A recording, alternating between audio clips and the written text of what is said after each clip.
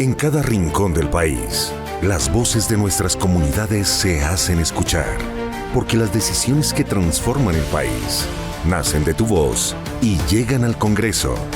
Frecuencia Legislativa, más cerca de nuestras comunidades, más cerca de Colombia.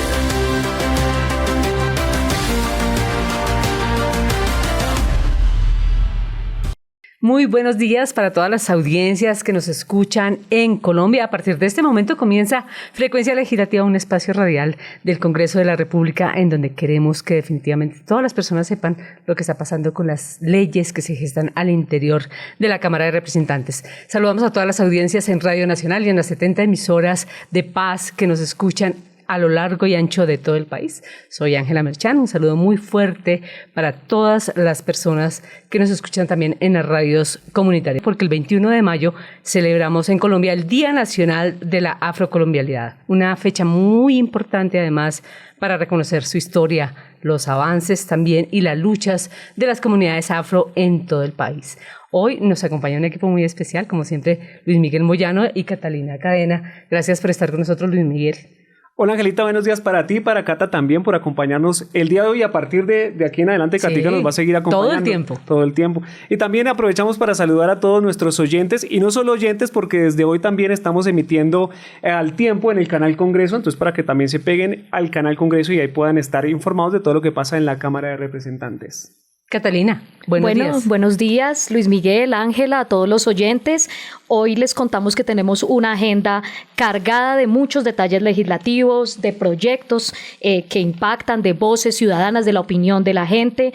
Tenemos 20 minutos en los cuales vamos a hablar con las comunidades afro, de temas de infraestructura, de controles políticos, de trabajo doméstico. Bueno, hay diferentes temas, sobre todo sociales y de impacto para todos ustedes. Usted lo ha dicho, Catalina, vamos a empezar con un tema muy especial y es el control político. Representantes a la Cámara reclamaron al gobierno por los retrasos en las vías 2G y 3G, especialmente en el norte del país, y por el estancamiento de algunos proyectos de infraestructura en varias regiones. La información a esta hora con John Contreras.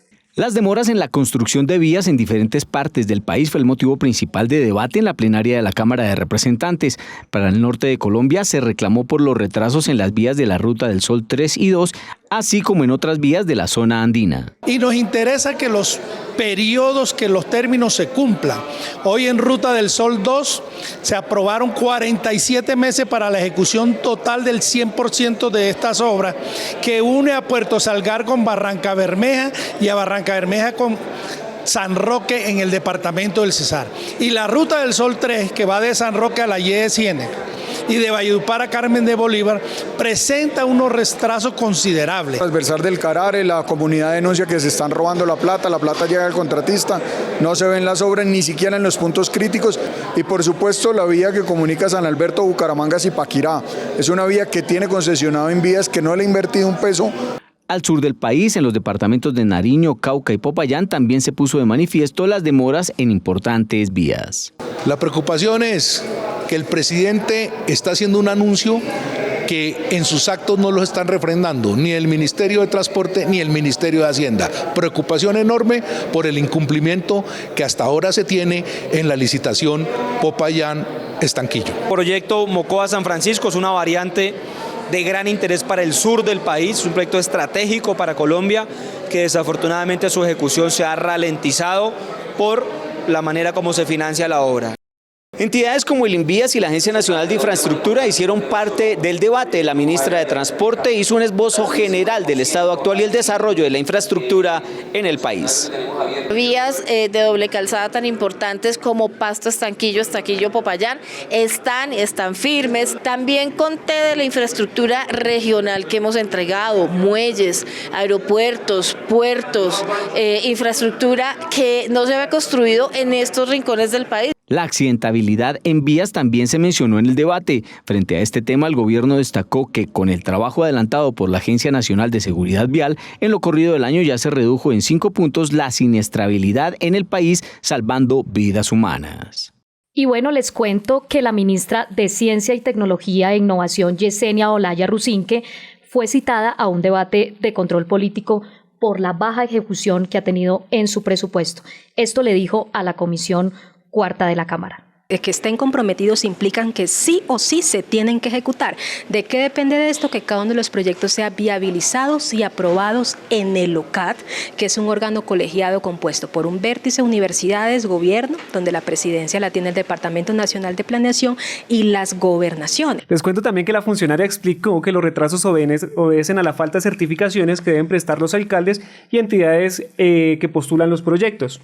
Sin embargo, los congresistas insistieron en que el gobierno debe garantizar que los recursos se ejecuten. A propósito del tema, habla el representante John Edgar Pérez. En el bienio 21-22 para Ciencia, Tecnología e Innovación se aprobaron 2.9 billones de pesos y se ejecutaron 2.5 billones. Para el siguiente bienio, con un presupuesto también de 2.9 billones, tan solo ejecutaron 200.000 millones de pesos. Esto demuestra la inoperancia, la falta de ejecución que tiene este gobierno. En otros temas, algunos de los actores más importantes de nuestro país son justamente los educadores o los docentes. Por lo tanto, vale la pena decir que vamos a hablar de las leyes que los cobijan y mejoran su calidad de vida. John Fabio Mesa estuvo al frente de este tema. Estas son algunas de las iniciativas legislativas que desde la Comisión Sexta se vienen manejando para mejorar la calidad de nuestra educación nacional. Tenemos 2 proyectos bellísimos de las escuelas normales para sacar más maestros capacitados y el proyecto educativo en educación. Que la pensión gracia pueda ampliarse a más docentes, en este caso a los docentes nacionales y nacionalizados que no están incluidos. Y por otro lado, un proyecto de ley que busca la igualdad salarial. El programa Alimentación Universitaria PAU, un proyecto de ley muy lindo que lo que pretende es que todos los estudiantes de las universidades públicas puedan tener un plato de comida. La enseñanza sobre la prevención y protección en contra de las violencias de género, en contra de violencia de la mujer, sino que se ampliara a todo el marco de las personas sexogénero diversas. El presidente de la Cámara de Representantes deja un cordial saludo a todos los educadores del país. Sé que en todos los rincones de Colombia hay docentes dando lo mejor de sí por nuestras próximas generaciones. Un abrazo muy especial y desde acá legislamos en favor de ustedes. Bueno, y también les cuento que en la Cámara está avanzando la llamada pensión del cuidado, una iniciativa que busca reconocer a las personas, en su mayoría a las mujeres que no cotizaron para pensión y que se han dedicado a la crianza, a estas labores del hogar que a veces no son tan reconocidas. Entonces, en nuestro segmento de mujeres con todas las de la ley, nuestra compañera Margarita Velázquez nos cuenta todos los detalles sobre este tema.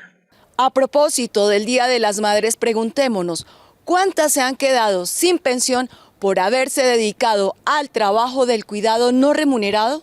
¿Qué es un trabajo del cuidado? Desde tener lista la casa para que el esposo, para que los hijos puedan llegar al colegio, desde cuidar adultos mayores, cuidar a niños menores de edad. El cuidado lo abarca todo. El proyecto de ley de pensión del cuidado busca que la pensión de quien cotizó en el mercado laboral sea compartida con quien se quedó en casa realizando el trabajo no remunerado. Pretende defender los derechos de aquellas personas, principalmente mujeres, que dedicaron su vida entera al cuidado de la familia, del hogar, mientras sus esposos, cónyuges trabajaban, aportaban al sistema pensional, pero ellas, por tener un trabajo de cuidado no remunerado, nunca lo pudieron hacer. La pensión no solo tiene que estar en manos de la persona que vaya y ejerza un trabajo fuera del hogar.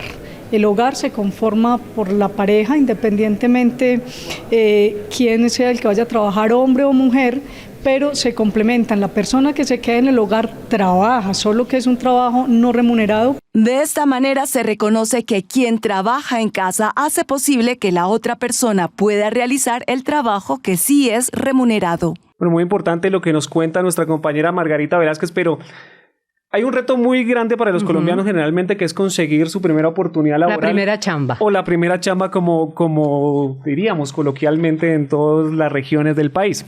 Pues le cuento que nuestra compañera Liz Osorio salió a las calles para conocer cómo viven los jóvenes en búsqueda de esa primera chamba. La primera chamba, o sea, el primer empleo en el sector público, ¿es fácil o difícil de conseguir? Ser parte de un cargo en una entidad pública, tienes que tener 1000 papeles que exige así hayas tenido la mejor educación, tienes que haber tenido experiencia laboral. Que no sean necesarios ni 1, ni 2, ni 5 años de experiencia. Que las ganas, el conocimiento y la preparación sean lo único que le exijan para trabajar por primera vez, por ejemplo, en alcaldías, gobernaciones y ministerios. El desempleo a nivel país en los jóvenes es la tasa más alta. Por lo tanto, lo que hicimos con este proyecto es que le pedimos al Departamento Administrativo de la Función Pública, que queda en el articulado, le haga la vigilancia y el seguimiento para que la 2214 se cumpla efectivamente en todo el sector público en el nivel de país. Pero ¿para qué cargos aplicaría en el sector público este proyecto? Desde a los auxiliares, técnicos, tecnólogos, profesionales, que de una u otra manera acceden a tratar de incorporarse a la vida laboral en el Estado colombiano. De enero a marzo del 2025, según el DANE, la población joven de Colombia registró un índice de desocupación del 17,1%.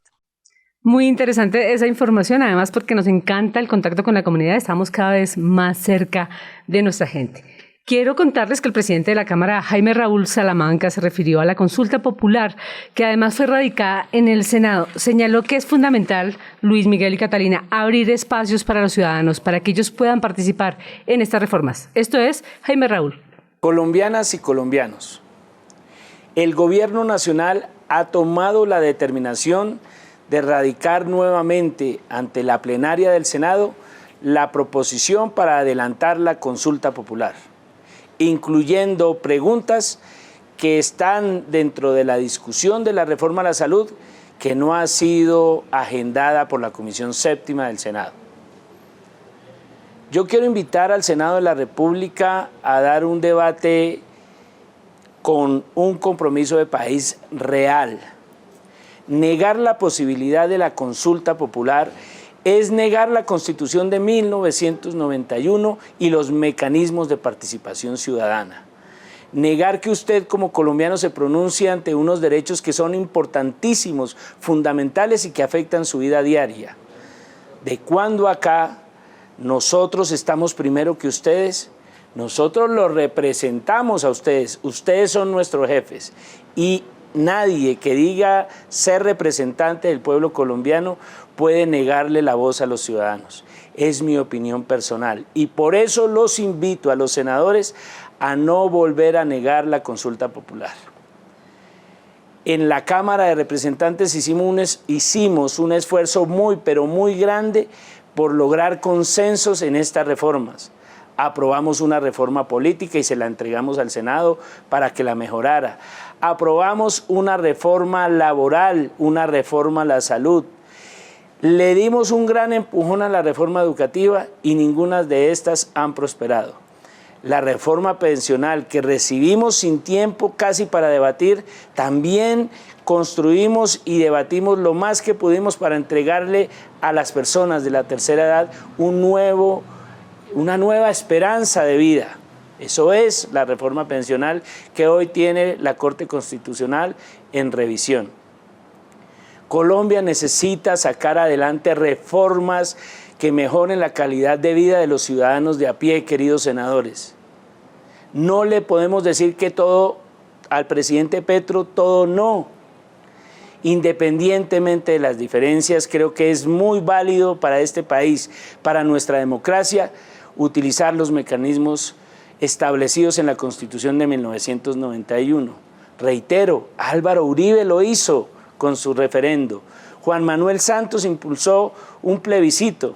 Nosotros, los Verdes de Colombia, impulsamos la consulta popular anticorrupción. Ahora se le niega porque quien la presenta es el gobierno del cambio, porque la presenta Gustavo Petro. Creo que no es algo responsable con el país e invito a los colombianos y colombianas a estar pendientes de la discusión y a llamar a sus senadores para que voten sí a la consulta popular.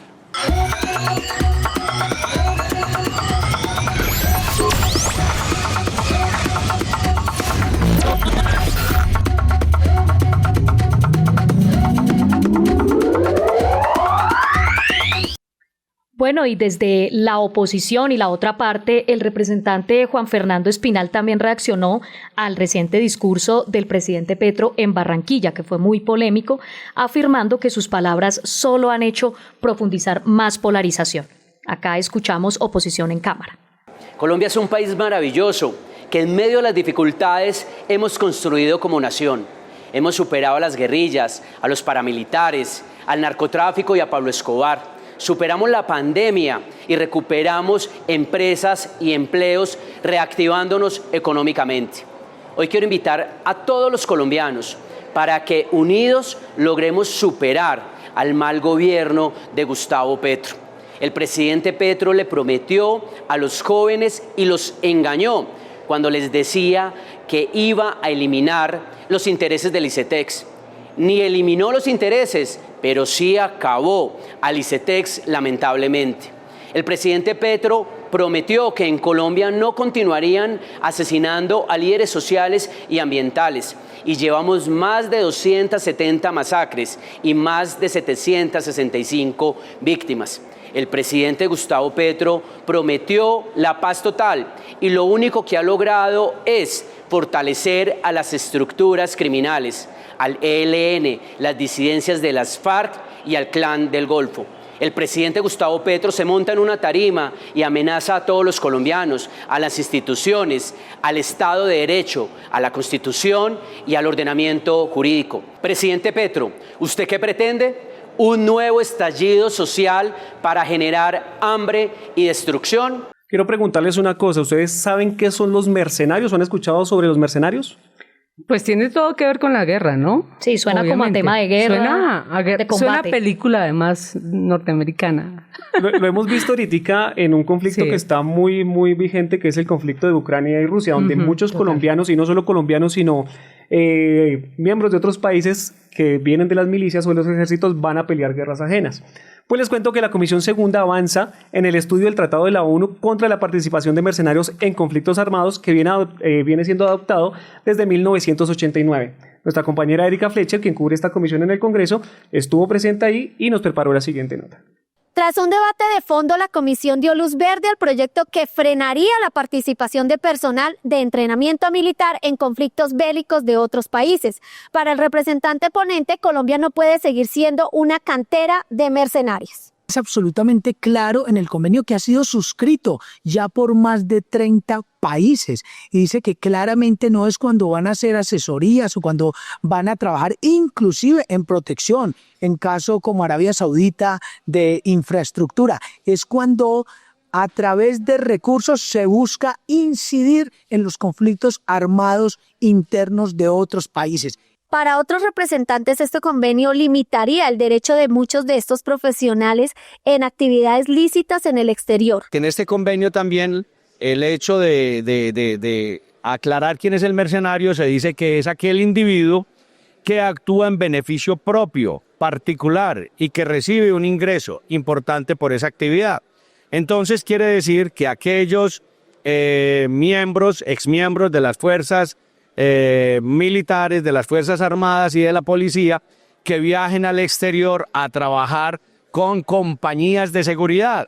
Esa persona dentro de este convenio es considerada un mercenario.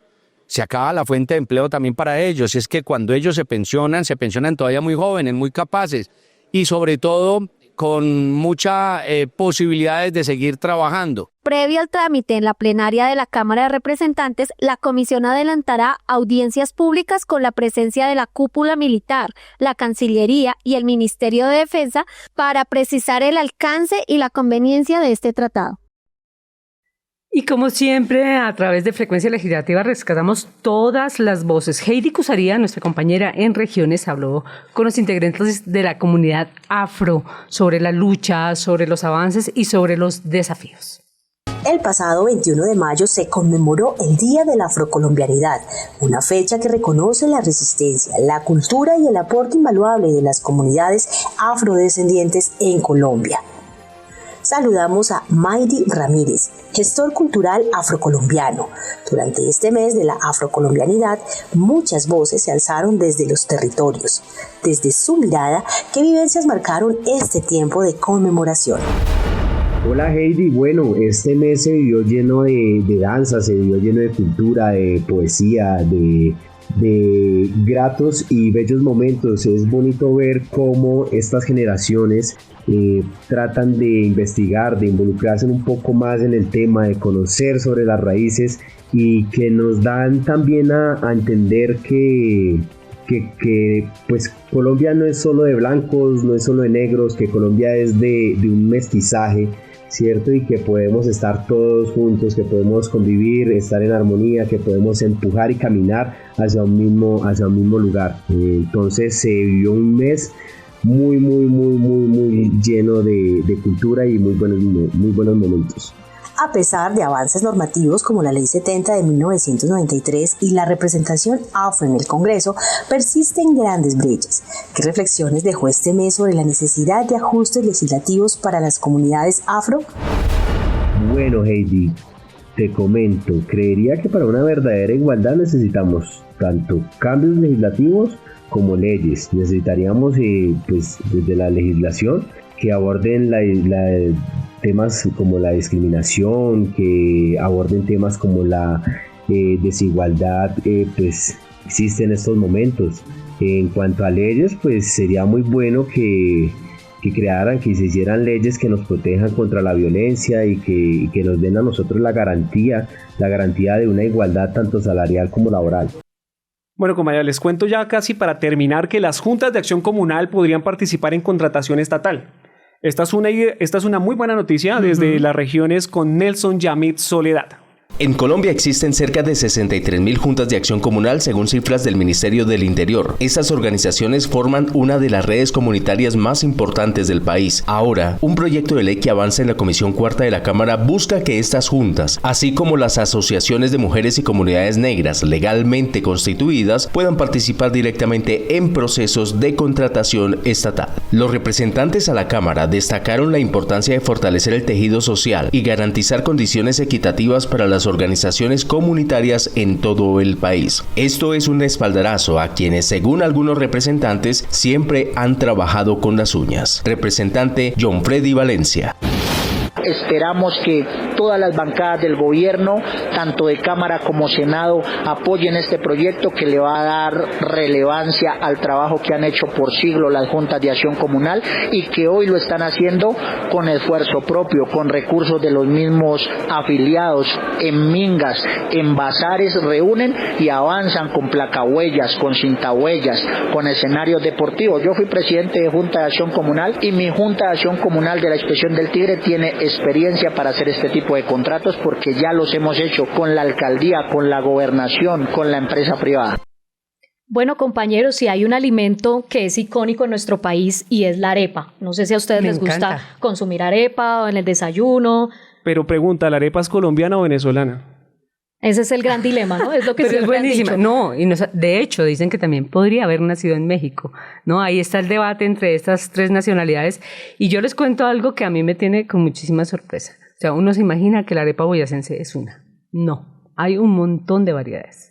Así es, Ángela. En Colombia existen más de 40 variedades de arepas. No se sabe si empezó acá, en Venezuela, en México, pero el caso es que acá también hay mucha variedad y una de las más famosas, como lo dice Ángela, es la arepa boyacense, que pues tiene un característico sabor dulce, una textura muy esponjosa y es un alimento que cuenta muchas historias y conecta con muchas generaciones. El departamento de Boyacá se caracteriza por la calidez de su gente, los diferentes sitios turísticos que allí se encuentran, pero sobre todo por su gastronomía, en especial los amasijos. En esta ocasión, las arepas boyacenses hechas a base de maíz, las cuales son apetecidas por propios y turistas. Manos expertas como las de Nidia Caro nos hablan sobre este producto. ¿Qué talito su merced? Arepitas de maíz, tenemos una gran variedad en Boyacá. Tenemos arepas de mantequilla, de maíz morado, de maíz pelado, que la diferencia entre ellas es su maíz con el que se elaboran, la técnica para preparar la harina y pues el relleno si viene siendo el mismo. Tenemos también arepitas de guiva que van rellenas, la masa es la de maíz, pero por dentro llevan frijol, lo llevan arveja verde mezclado con cuajada. Tenemos arepas de palo que se hacen más grandes y bueno, la masa es un poco más durita, y tenemos arepas toteadas también. Entonces tenemos una gran variedad de arepas, aunque pareciera que es una sola. El maíz como ingrediente principal, pero sobre todo el amor con el que son elaboradas las arepas boyacenses, son las que hacen de este producto uno de los mejores del país. Bueno, pues muy interesante este informe también de Alexandra Borges a esta hora también en las regiones, y como siempre les recordamos que ustedes pueden estar muy pendientes de lo que quieren escuchar, de lo que deben saber, además de cómo se gestan las leyes en la Cámara de Representantes. Y ya estamos llegando al final, Luis Miguel. Bueno, pues primero quiero preguntarles cómo se sintieron en esta primera emisión, no solo por Radio Nacional, sino por el canal del Congreso. ¿Qué tal les fue? Bueno, una experiencia diferente, algo nuevo, pero bueno, ahí vamos soltándonos un poco, ahí vamos cogiendo un poco más de confianza. Claro, además que conozcan lo que escuchan, ¿no? Eso es muy importante, porque siempre le dicen, ay, no, yo me la imaginaba un poquito más vieja o me la imaginaba un poquito más joven. No, pues esto es lo que hay. Pero lo más lindo de todo esto es que ustedes pueden seguirnos a través de las redes sociales, que si, por ejemplo, no le quedó en claro un tema, nos puede volver a escuchar, y eso también es importante. Y bueno, pues ahora podemos llegar también a estas audiencias a través de la virtualidad y a través de nuestro canal. Bueno, y es importante que todos nuestros oyentes y televidentes ahora recuerden que pueden volver a escuchar este programa, como lo decías, a través de nuestro Spotify, donde aparecemos como Frecuencia Legislativa. También lo van a poder ver, si lo quieren volver a ver, no solo en el canal, sino también en las plataformas de YouTube del Canal Congreso y de la Cámara de Representantes. Y, por supuesto, en la página www.cámara.gov.co en la sección de prensa. Y aprovecho para agradecerles pues a ustedes acá presentes, a Cata, a Angelita, a Sergio, nuestro productor, y a Sergio, nuestro controlador de audio, por este magnífico programa, y por supuesto a nuestra jefe de la Oficina de Información y Prensa, Rosana Cava Sánchez. Y a todo el equipo que hace posible que estas noticias lleguen hasta ustedes. Gracias por acompañarnos, a nuestras audiencias en donde quiera que estén. Gracias por seguirnos. Esperamos una próxima oportunidad para encontrarlos.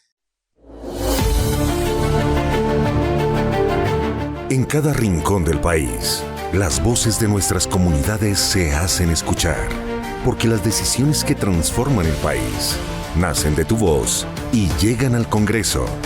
Frecuencia Legislativa, más cerca de nuestras comunidades, más cerca de Colombia.